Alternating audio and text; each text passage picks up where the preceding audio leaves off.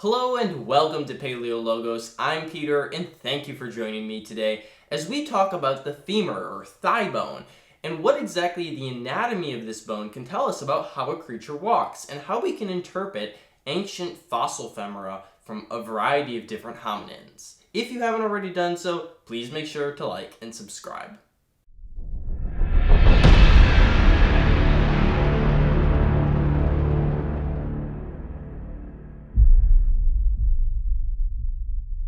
So first, let's talk a little bit about what the femur is. The femur is actually the largest bone in your body, and it is your thigh bone, and so it makes up the region in between your hip socket and your knee. So this is the top of the femur, the proximal end, and this is the distal end, towards the bottom, at your knee. At the proximal end, you can see there's kind of a rounded ball-like structure here, and this is called the head of the femur. And the head is connected to the rest of the femur by a kind of narrow pinched area, which we call the neck of the femur. And then we have kind of this whole long, just rounded area in the middle between the two ends, and that's the shaft or the diaphysis. Down at the end, we have kind of two large bumps on either side, which are called condyles. And the one towards the center of the body, so that's going to be, this one in this case is called the medial condyle, and the one towards the side, this one is called the lateral condyle. Up here at the top, we have kind of two interesting structures by the femoral neck here. This large kind of bump up here at the top, this is called the greater trochanter. And then this littler one right here is termed the lesser trochanter. Here's the chimpanzee femur, and as you can see, it's actually quite similar to the human femur. There's all of those same morphological features I just talked about. The head and the neck and the shaft and the condyles and the trochanters. But there are some differences as well, and one of those is size. Not just in terms of maximum length, but in terms of proportions. When we look at the proportions of the upper limb, so in humans the arm, and against the lower limb, our leg, what we find out is that our leg is a lot longer than our arm. Why exactly is that?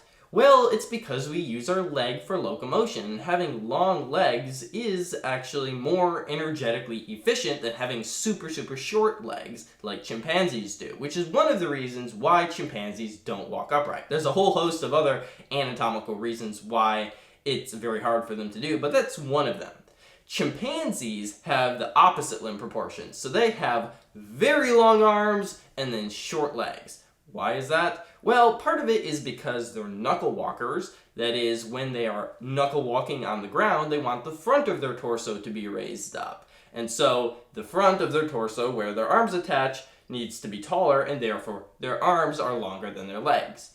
Another reason why is because they are climbers, and climbers often have long arms to be able to reach out in between branches and have strengthened humeral morphology as well. Now, although we don't have a lot of very well-preserved hominin skeletons, we have enough to give us a general idea of the limb proportions of these different hominin groups. For example, the Australopithecines. This is the femur of Lucy. We also have two very well-preserved femora from the Littlefoot skeleton, STW573. And what they show us is that Australopithecines actually had a longer lower limb than upper limb.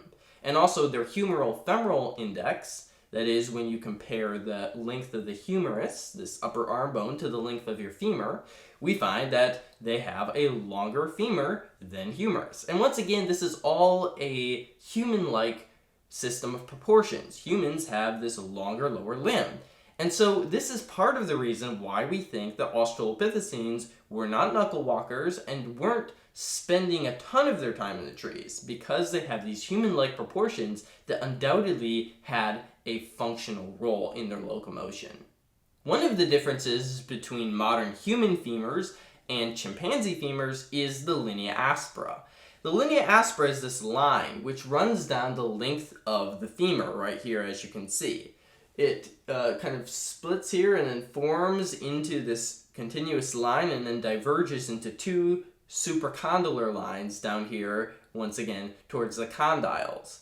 And the linea aspera is important because it forms the basis for muscle attachment. So usually muscles don't attach to just random portions of your bones. there's a specific place, a little groove in your bone or a little bump that will stick out, and that's where your muscle attaches. In fact, there's a lot of muscles that attach to the linea aspera, but one of the primary ones is the gluteus maximus, the one which makes up your rump, and it attaches basically from your pelvis and then down here to your femur, coming off like this. And so the gluteus maximus is quite important because it plays a role when it contracts in basically moving our legs. And as you can see, we have a very well developed linea aspera. It makes this nice long ridge down our femur, and it's quite distinctive. Well, take a look at this. When we look at a chimpanzee, this area is a little roughened, but it doesn't actually stick out very much. It's not very pronounced at all. Why is that? Well, it's because the linea aspera isn't needed to be so distinct in a chimpanzee. It's not using its legs in the same way that a human is. It's not placing as much of a load and requiring as much work from its legs as we do, because they're also using their arms in locomotion.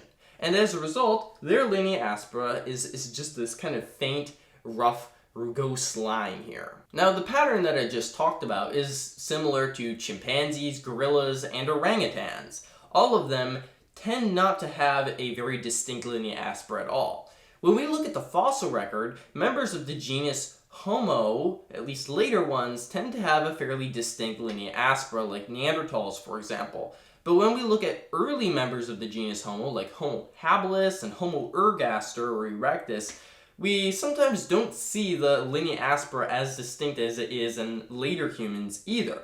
When we look at Australopithecines, like Lucy here, we really don't see a ton of the linea aspera either. However, it's somewhat variable in their populations as well, and there's some of them in which we can observe a more distinct linea aspera than in Lucy's femur specifically.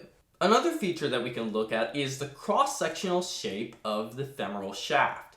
And basically what we're just doing is taking the femur and basically CT scanning it, or if there's a natural break, looking at the morphology right around that break to kind of see the shape of the femur and also the thickness of the outer layer of bone called the cortical bone.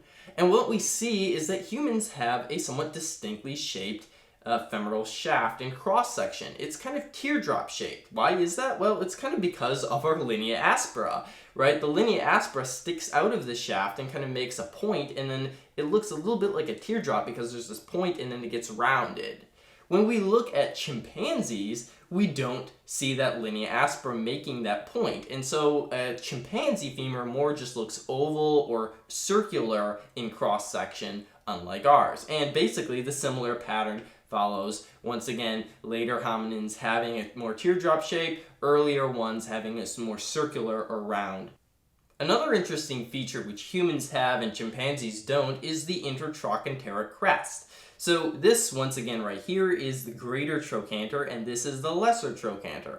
Well, if we look at the front of the femur, the anterior side, what we see is that there's like this little line connecting them right here. It kind of peters out a little bit, but you can see there's kind of this bony little ridge connecting the greater trochanter to the lesser trochanter, and that's called the intertrochanteric line. Well, when we look at chimpanzees, what we see is that it's really just smooth there. We don't really see that line. Why is that? Well, once again, this is a line for muscle attachment. It's, once again, something that chimpanzees don't have as well developed femoral musculature as humans do. One of the most talked about features of femoral anatomy is the bicondylar angle. And basically, this is talking about the angle of the femoral shaft. What happens is, if we basically place the bottom of the femur flat on a surface, we'll see that the human femur has this distinctive angling towards it. And the chimpanzee femur does not have that same angling towards it. The chimpanzee femur is only about 1 to 2 degrees angled, whereas modern humans are often around 10 degrees in terms of their angling. Why exactly is that? Well, it's all about weight distribution. Basically, because we stand upright, we don't want to be constantly waddling back and forth. That's something that toddlers do, right? When they walk, they often waddle back and forth, and that's because they don't have a developed bicondylar angle. This is something that actually develops, it's a developmental feature. If a creature walks on its hind limbs, it will develop to have this bicondylar angle, so that rather than distributing its weight awkwardly from side to side, it puts it neatly underneath its body. Chimpanzees aren't built to walk upright, and they don't do so. And so as a result, their femora are just straight up and down. They don't develop this bicondylar angle. And that's fascinating. But what's even more fascinating is that we can look at ancient hominin femora, like those of the Australopithecines. And when we look at them, what we find is that they too have a bicondylar angle. And what does this indicate? That they were walking upright. A lot of very early hominin femora are quite badly preserved, unfortunately. Sahelanthropus chidensis is known only from basically the shaft. Ardipithecus ramidus has just a small portion up here at the top that's preserved. Australopithecus anamensis is pretty similar. Auroran really stands out as being the first hominin that we actually know a bit more about the femur. And one of the features that has led its discoverers to argue that it was bipedal is the distribution of cortical bone in the femoral neck. The femoral neck, remember, is just this region here, this pinched region between the head of this ball and this shaft. And this femoral neck is different depending on how you distribute your weight. So humans obviously distribute our weight a bit differently from chimpanzees. And so our weight is placed upon our femoral head, right, from our pelvis, our acetabulum here. And it's pushing down in here, and so naturally the most stress occurs right here on the bottom of the femoral neck. So when we look at the distribution of cortical bone, this kind of smooth, hard bone on the outside surface, what we find is that it's actually thicker on the bottom of our neck than on the top of our neck, because it's responding to all that stress that is made from how we bear our weight. Whereas when you look at chimpanzees, what you're going to see is a more even distribution of cortical bone all the way around, because they're not experiencing the amount of stress that we are, and so their bone doesn't have to adapt the way we do. Well, Auroran tugenensis has been quite controversial, because different people's analyses of the cortical bone have come to kind of different conclusions. But generally, I think people agree that it does seem to have some cortical bone on the bottom of the neck that is thicker than on the top, even if some of the CT scans are of bad quality, and it seems to indicate that Auroran tugenensis may have been a biped.